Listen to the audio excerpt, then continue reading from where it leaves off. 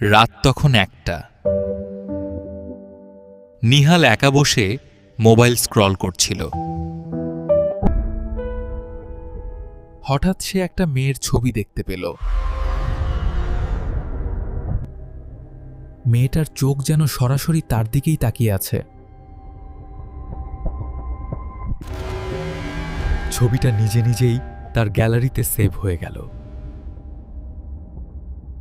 হঠাৎ দরজায় টক টক টক। ছবির মেয়েটা এবার একটু কাছে চলে এসছে।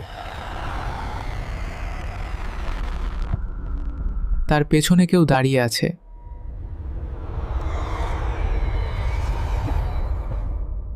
সে তার ঠিক পেছনে দাঁড়িয়ে আছে। তার ফোনে নতুন ছবি।